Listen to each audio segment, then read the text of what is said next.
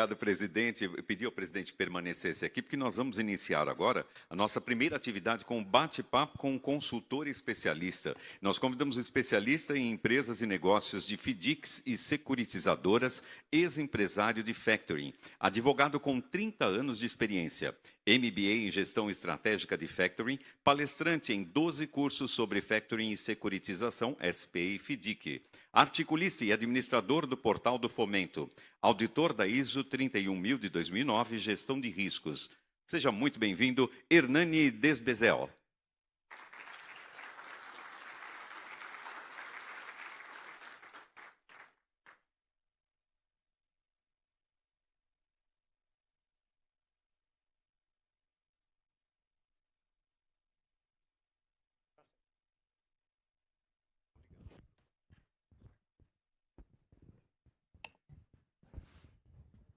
Obrigado pelo convite. Seria dispensável falar, mas se eu vou falar, não é dispensável, né? Do orgulho que tenho, da felicidade que tenho nesse momento de estar aqui na frente de tantos amigos, dos quais talvez conheça aqui 70%, 80% dos que estão aqui. E, enfim, estou muito feliz por esse convite, não tem nem como expressar em palavras isso. Tá? E disponível para um bate-papo aqui com o Hamilton, que foi convidado, e aí vamos ver o que é que acontece agora. Estou bem solto.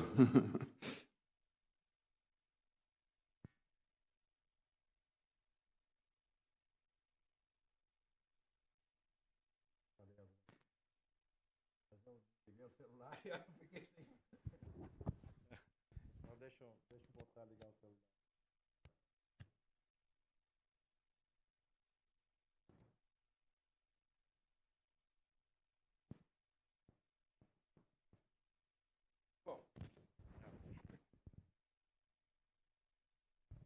Bom, em primeiro lugar, muito obrigado, Hernani, pela sua aceitação do convite aqui para participar nesse nosso evento.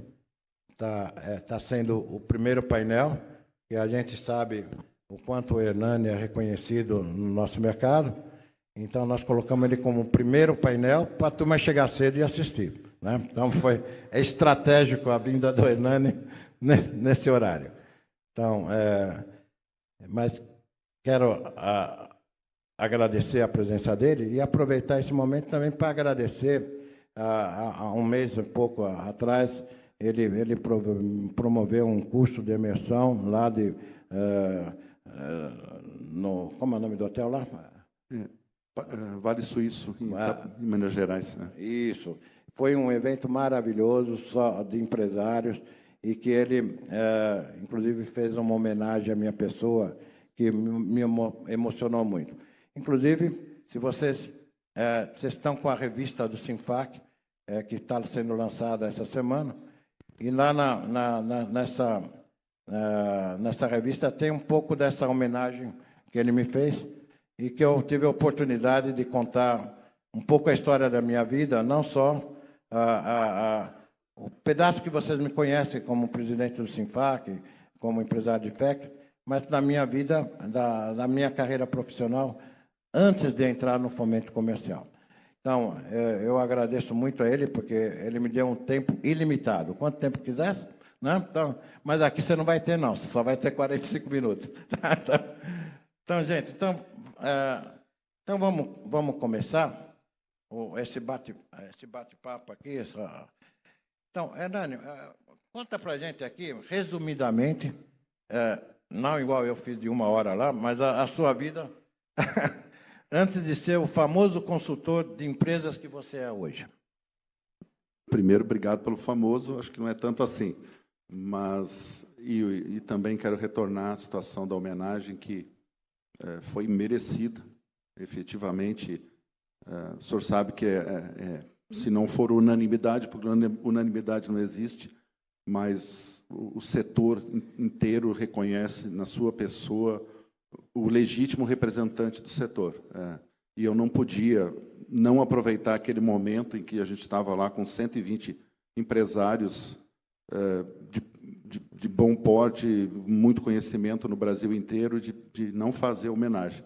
Então, nunca precisa agradecer, porque é merecido e o senhor sabe que é, né? E eu acho que todos aqui também sabem, né? Sobre a minha carreira, né? Eu sou empresário desde 21 anos de idade, né? Eu tive farmácias no começo da minha carreira profissional. E no ano de 2002, eu entrei para o setor de fomento. Fui convidado por um cunhado meu, que era gerente de banco, estava saindo e já tinha uma factory, e eu entrei com uma factory, uma segunda factory, na qual eu era sócio, mas principal administrador, eu tocava sozinho, né? Isso de 2002 até 2007. Em todos os negócios que eu me coloco como desafio, eu sempre me desafio a ser diferenciado. Bom, vou fazer o melhor possível que eu consigo, né? E desde o primeiro momento sempre participei de todos os eventos. E quando falo todos, eu acho que não estou mentindo, não. É todos mesmo. Naquela época, seja onde, em qualquer estado que acontecesse, eu estava, né? E 2006, 2007, eu fiz um MBA de Gestão Estratégica de Factoring em Blumenau, na qual eu tenho orgulho de dizer que não faltei nenhuma aula, e que no primeiro dia de aula o coordenador do MBA disse para mim que estavam apostando que eu não iria, porque eu era o único fora do estado. E eu fui o único que não faltei nenhum dia, eu fui o único que tirou nota A em todas as matérias, e tenho muito orgulho de ter participado, inclusive com vários professores, e um deles hoje presente aqui, que vai ser homenageado, que é o Tarcísio Zonta, que entendo perfeitamente que essa homenagem é muito merecida, sou fã, é uma pessoa que eu me espelhei para fazer o que faço hoje, e tenho muito a agradecer a ele. E fiquei muito feliz mesmo que o Sinfac e a Abrafesc reconheçam isso, porque é de justiça, né? Enfim, fiz o MBA lá, e depois do MBA decidi sair da minha factory para me dedicar à consultoria, porque era o que eu queria fazer. E apesar de que muitos acham que eu quebrei a factory e depois comecei a ensinar, não, isso não aconteceu. A factory durou e dura até hoje lá ainda, tá? Um sócio só toca até ela pequena ainda, mas toca. Mas eu decidi sair e me dedicar a isso. E não foi uma decisão fácil. Eu tinha meu escritório de advocacia, como foi anunciado ali, já sou advogado há 30 anos. Eu tinha 15 anos já de advocacia, fazia muitas ações, e, enfim, tocando junto com a minha factory lá. E não tinha problemas para sair. Foi efetivamente um desejo de fazer o que eu faço. E poderia até dizer para vocês que no início, no primeiro ano, me arrependi. Porque realmente consultoria não é fácil. É difícil.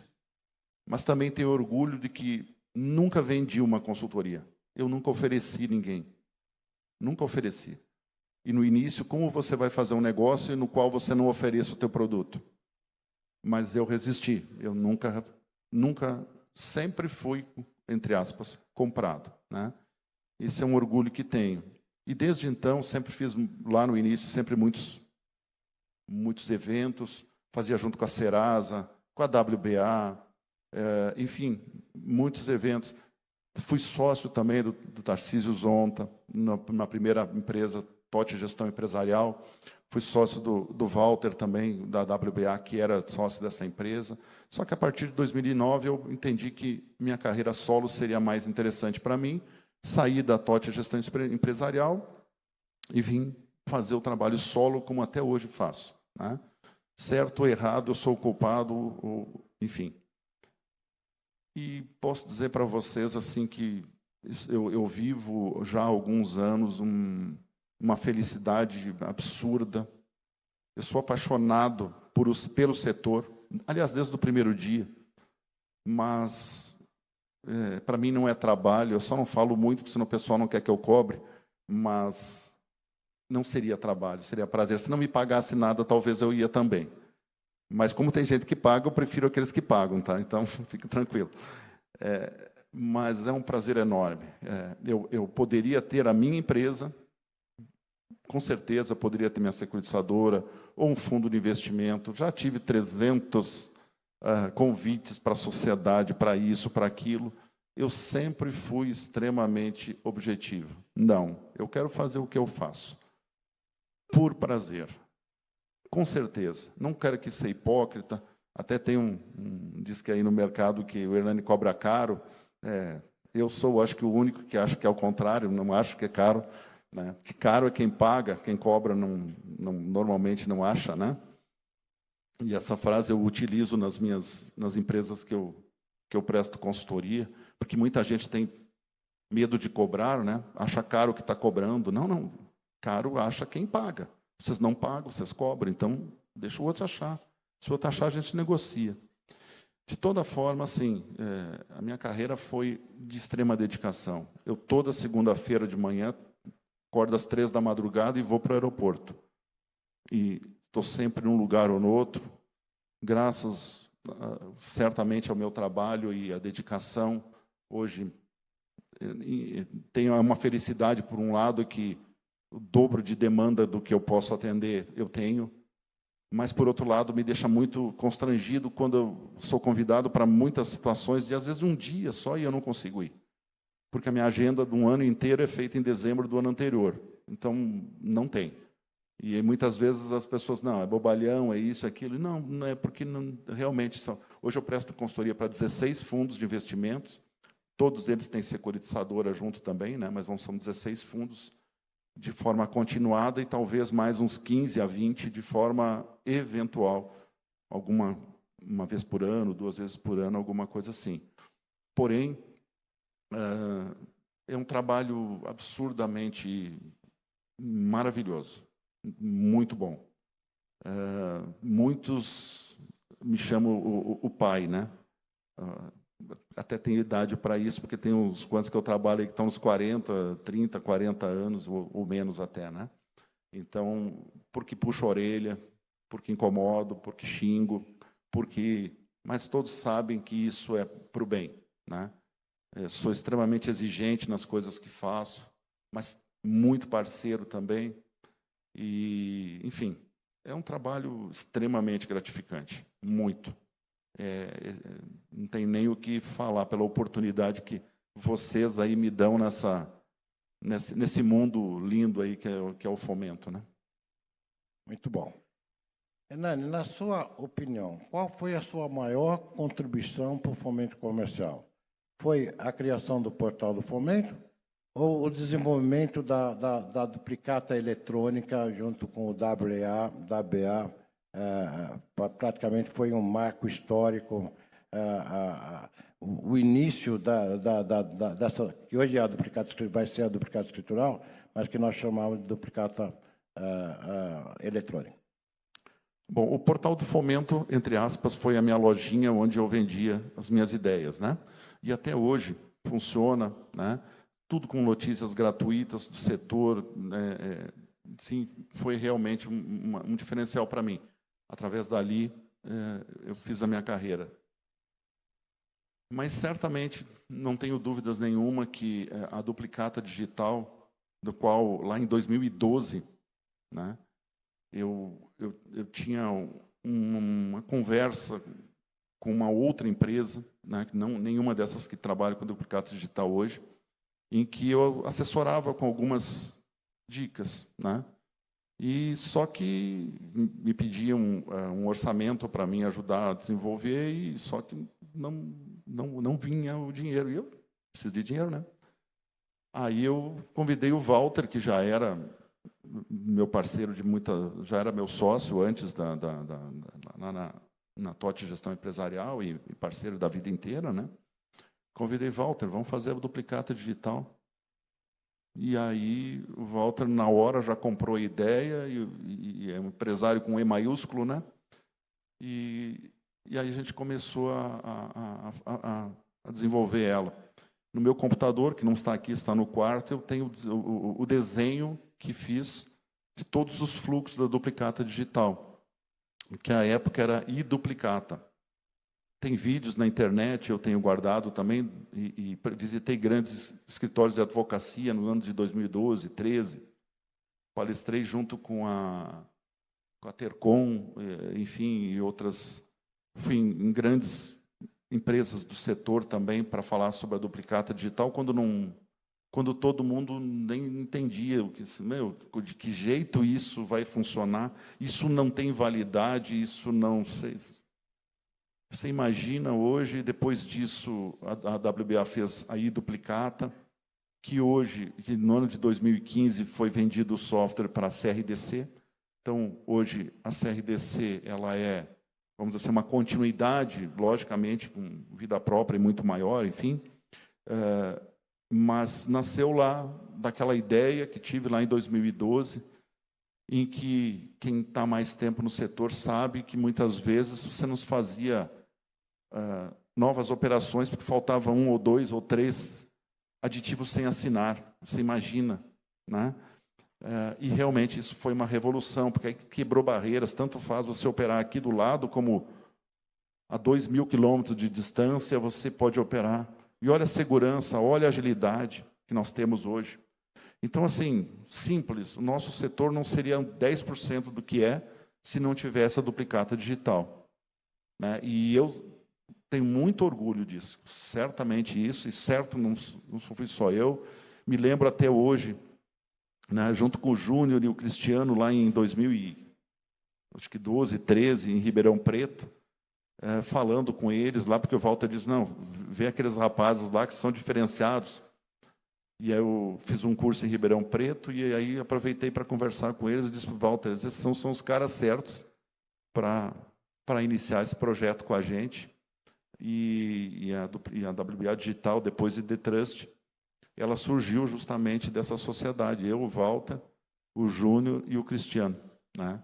E hoje até aí, a The Trust com outros produtos, enfim, até é patrocinador deste evento também. Então, a resposta, desculpe ser longa, mas é importante contar essa história, porque não tenha dúvida, eu tenho muito orgulho.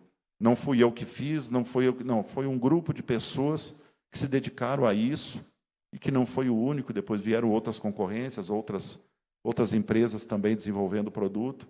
Mas eu não tenho dúvida, sim, a duplicata digital nasceu ali, né?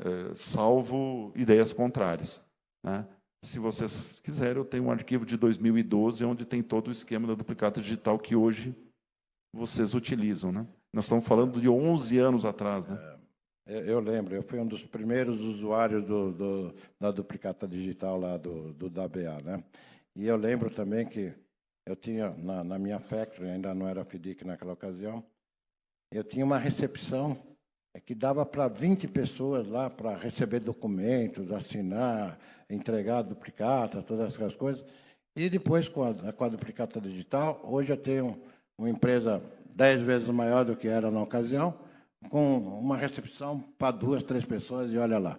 E o pior é que quando vão lá é sempre problema. Então melhor não ir. A gente tem que resolver. Bom, mas vamos entrar um pouco nessa tua parte agora de assessoria das empresas. Primeiro, você tem orgulho de trabalhar no fomento comercial, né? Já dá para sentir isso daí. Isso aqui eu brinco muito com as pessoas que entram, e eu tive o prazer de entrevistar 4 que entraram numa empresa que eu estava trabalhando agora na quinta-feira, e eu estava avisando elas, olha, 3 meses vocês têm para não viciar. Se passar de 3 meses, aí não tem jeito. Isso aqui vicia, isso aqui, esse setor, esse negócio é um jogo bonito, jogo de emprego, jogo de ganha-ganha. Quem não gosta de jogar esse negócio aqui, né? Certo que sim, né? Legal. Você já, na tua introdução, disse que tem 18 empresas e mais outras fixas e outras... Mas, no total, nesses teus 11, 12 anos de consultoria, quantas empresas você já atendeu? São 16 anos de consultoria, comecei em 2008. Mais de 150 empresas. Olha só.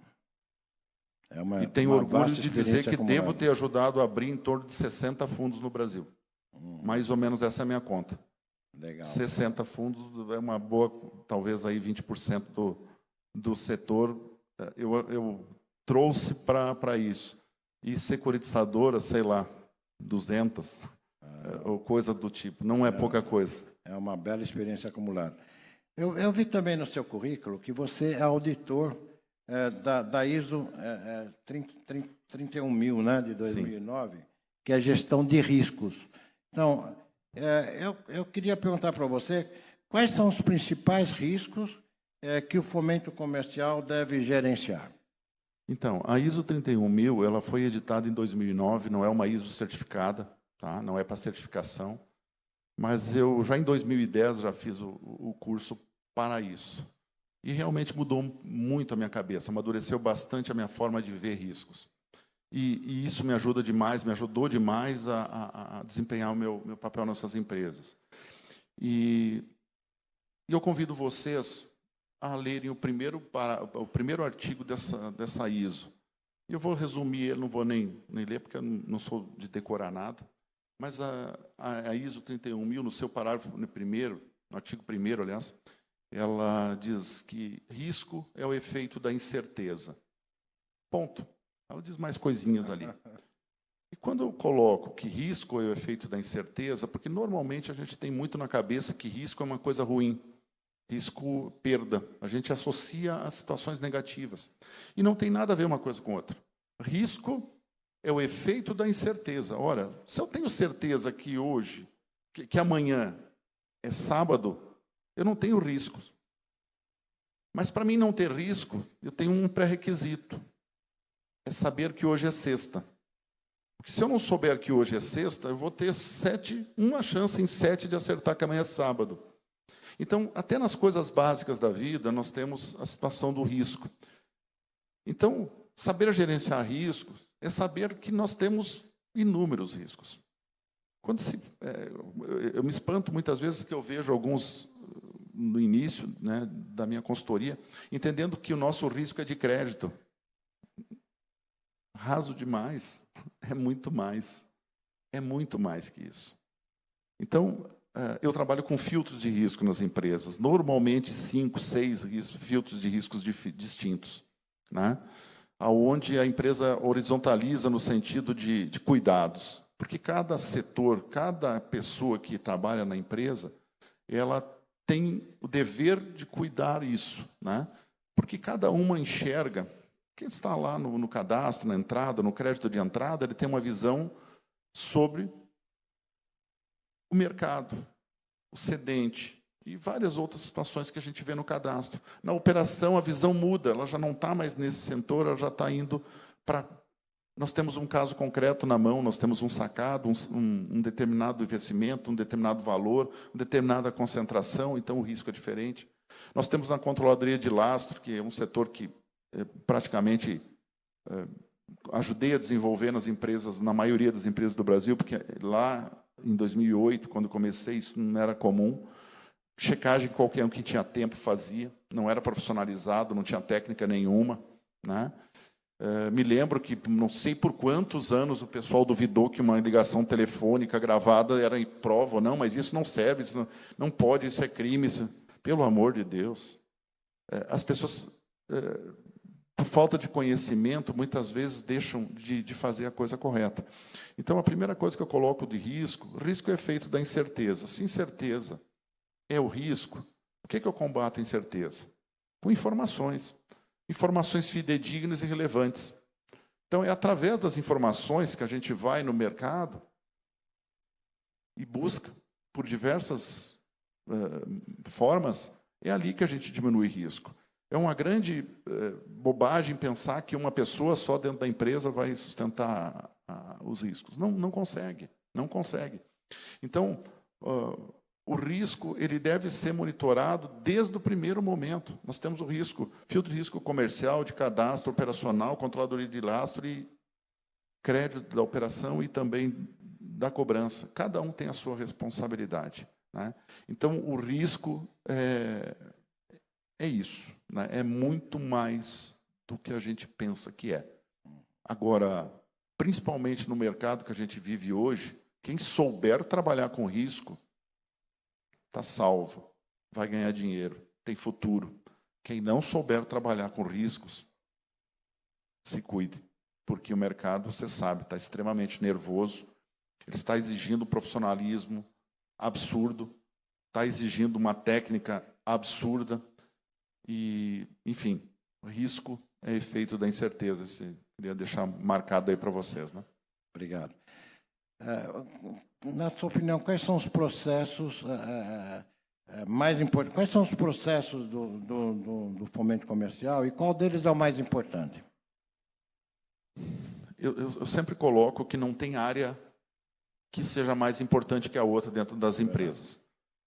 E não é por nada, porque eu acredito nisso mesmo. E muitas vezes a gente valoriza a área de operações como se fosse o centro, né, nervoso da empresa e tudo acontece ali, e ali estão os melhores e está ali porque tem que estar. E eu não penso, muito pelo contrário. Para mim é craque em todas as posições. Assim como no time de futebol tem que ter um ótimo goleiro, uma ótima defesa, um ótimo meio de campo, um ótimo atacante. Agora, não quero ser, vamos dizer assim, deixar de dizer que absolutamente hoje nós temos uma coisa que faz toda a diferença. É a atividade comercial. E note que eu não estou dizendo o setor comercial. Estou dizendo a atividade comercial, que inclui o setor comercial. Porque a atividade comercial das nossas empresas, ela não é só desenvolvida pelo departamento comercial. Quem não tiver uma atividade comercial geradora de oportunidades forte, sofre. Sofre porque sobra dinheiro, sobrar dinheiro, nós chegamos perto do ponto de equilíbrio. Sofre porque nós fragilizamos nas taxas, porque teremos medo de perder cedentes, isso é terrível, né? Sofre também porque aumenta a flexibilidade, aceita negócios não aceitáveis, justamente porque eu tenho que fazer alguma coisa. E aí vem aquela pergunta, mas o mercado, coitado, não tem culpa nenhuma da incompetência. Nós temos que ser competentes. O mercado, coitado, não está. Como me pergunto, como é que foi o dia de hoje? O dia de hoje não tem culpa nenhuma. O dia de hoje foi maravilhoso para uns, foi não bons para outros, foi terríveis para outros. É o que a gente faz, né? Todo mundo me pergunta, como circulo muito, como é que está o mercado? O mercado está bom, mandou lembranças. O mercado é bom para todo mundo. Quem souber achar coisa, fazer o negócio bem feito, saber precificar. Nem a pergunta, mas eu faço questão de colocar, o maior defeito do nosso setor hoje, para mim, é claro, é a precificação. Com certeza. Mas a precificação se dá para a fragilidade da atividade comercial das empresas. E como é que eu vou ser forte de cobrar o que eu tenho que cobrar se me sobra dinheiro? Se eu tenho medo de negociar? Hoje o mercado, muitas vezes, das empresas, entende que negociar é ceder. Não, ceder é uma coisa. Notem, quem cede é o cedente, não nós. Por isso ele tem um nome, cedente, ele cede. E a gente meio que confunde o nosso papel com cedente, que é aquele que cede nas pressões do cedente. Me admira, nós somos o dono da bola e às vezes não somos nem escalados para jogar no gol. Esse jogo não acontece se vocês não levarem a bola para o campo. E aí o jogo acontece, e aí chega o cedente e diz, olha, minha taxa tem que ser tanto, você tem que fazer isso e aquilo, e será que esse é o jogo? Não, nós somos o dono da bola. Percebam, o dono da bola somos nós, são vocês aí. Vocês têm muito mais força do que pensam que têm, é só exercer. Nossa, eu vou ter que acelerar aqui as perguntas e você acelerar as respostas aí, tá? Então, falando em taxa, qual a taxa média que é praticada pelas empresas que você dá consultoria? Nenhuma das que eu trabalho com taxa final abaixo de 3. Abaixo de? 3. 3. Uhum. Mas é que eu separo em taxas operacionais e pós-operacionais. Então, a soma das duas, uma boa parte delas, a maioria delas acima de 3,5. Algumas delas passando acima de 4. Por quê? Porque uma simples razão. Alguém tem que pagar essa conta. E tem que ser o cedente. Muito bom. que sirva essa orientação para todos que estão nos ouvindo, tá? Porque nós estamos matando a galinha dos ovos de ouro, tá? Então, muito bom. Outra coisa, nós falamos da área comercial que você citou, que não pode deixar de existir. Como você vê essa parte dos operadores, até o próprio sistema de comissão? O que você acha o mais ideal para operadores? Infelizmente, o nosso mercado está sofrendo uma situação causada por nós mesmos, né? Pela conjuntura como um todo, mas principalmente para o nosso setor, em que a atividade comercial está extremamente nervosa, difícil, complicada, e não só para as empresas, para os próprios comerciais também. Porém, a gente não pode tirar de vista sempre que é essa atividade comercial que sustenta nossas empresas. A gente vai ter que achar um equilíbrio para isso.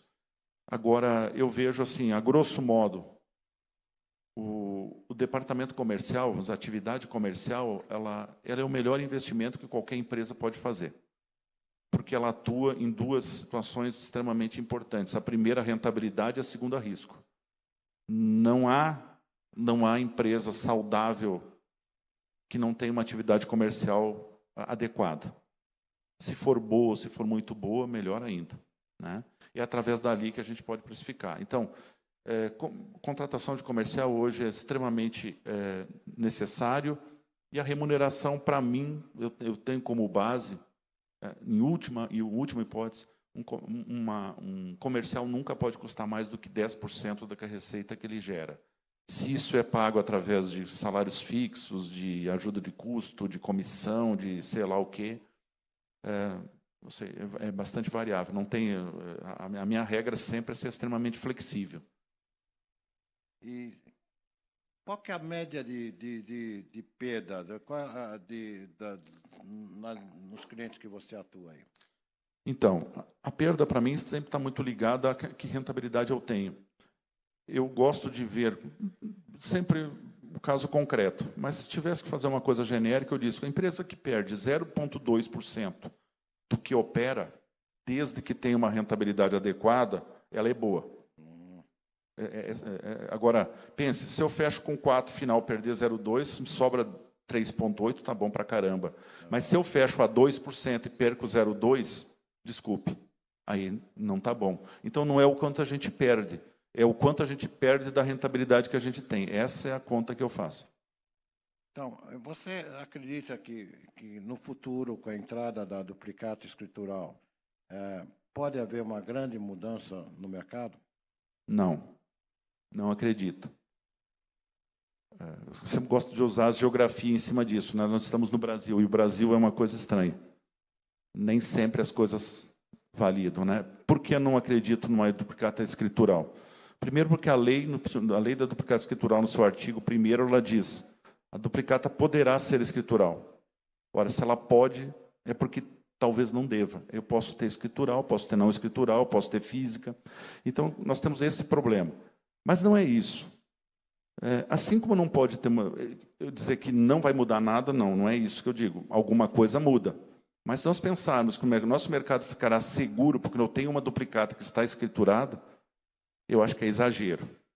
Porque, na realidade, o nosso problema não é a duplicata, é o lastro dela. É o lastro dela. É o que deu origem a ela. Eu posso ter a nota, eu posso ter a entrega, eu posso ter a duplicata e, ainda assim, eu ter prejuízo. Então, o nosso negócio não vai ser fácil por causa da duplicata escritural. Acho que melhora alguma coisa? Sim. Revolucionário? Não. Muito bom. Então, e para encerrar, o que você acha das comissárias? Elas devem ser feitas e em quais condições?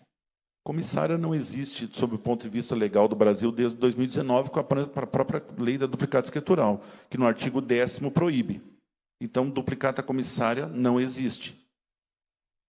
É proibido. Existe de forma fática porque a gente aceita.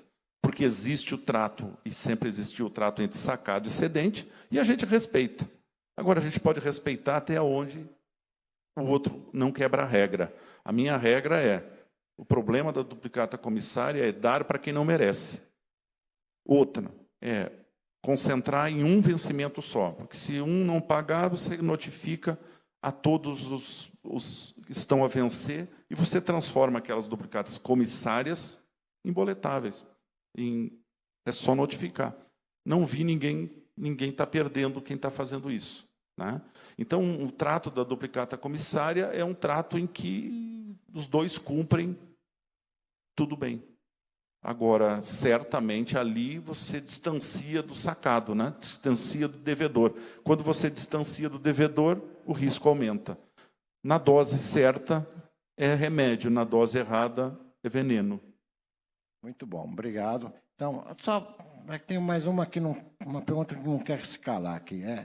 No mercado, tem um jargão de mercado que diz que o primeiro prejuízo é o menor de todos. Você acredita nisso ou não? Sim e não.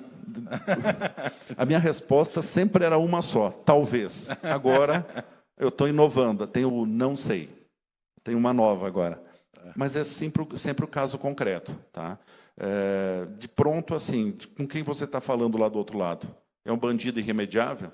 É melhor, eu sou dessa do menor prejuízo. Mas tem várias situações em que a gente sim pode negociar e recuperar novamente. Quando se fala em recuperação judicial, o problema da recuperação judicial, você está no momento que acontece, não depois. Depois já foi. Eu não posso estar no momento do acidente. Se eu chegar um minuto depois do acidente, não vai me fazer diferença nenhuma. Então, eu penso que cada caso tem que ser levado em consideração. Essa da recuperação judicial eu pulei, porque nós vamos ter um painel específico sobre o assunto. Gente, muito obrigado, Hernani. Como sempre, a sua palestra é maravilhosa, tá? E você sempre vai ter as portas abertas no Sinfac. Lembrar que, aos 10, 12 anos atrás, o Hernani era professor nosso lá, tá? Sou ainda, tá? Tenho orgulho disso. Não dá mais para contratar pelo preço dele, mas tudo bem. Então... Mas não, brincadeira, há 2 semanas atrás, ele fez uma palestra para nós lá gratuita. Obrigado, Hernani. Obrigado tem que agradecer. Pela sua eu presença. Sou agradecido demais ao sindicato. Se alguém tem que agradecer, sou eu. E sou muito agradecido, reconheço demais. E se tem alguém aqui que não é ainda associado, por favor, se associe, porque a Abrafesc, o Sinfac São Paulo, sério pra caramba. Se tiver que avalizar, avalizo. Não sei se o meu aval vale alguma coisa, mas eu digo assim, sou um fã de todos, pessoalmente também, mas da entidade em si, né? A Cristina, o Sandro, não quero nominar todos, porque senão eu seria injusto, mas realmente coisa bonita de ver, né? Nós temos um sindicato tão bem representado, tão sério, tão dedicado. E, bom, não quero aqui ser puxa-saco, eu só estou dizendo a verdade. Mas eu fico muito agradecido pelo convite, conte sempre comigo, se eu puder auxiliar em alguma coisa, certamente eu estarei sempre à disposição do sindicato também. Muito obrigado. Obrigado. Obrigado, Hernani, pela sua apresentação. Peço para que permaneça, por favor, no palco, porque nós vamos fazer a entrega aqui de uma lembrança do 11º encontro. E nós convidamos, então, a conselheira fiscal do Sinfac, Amanda Miranda, para que faça a entrega de um troféu ao palestrante.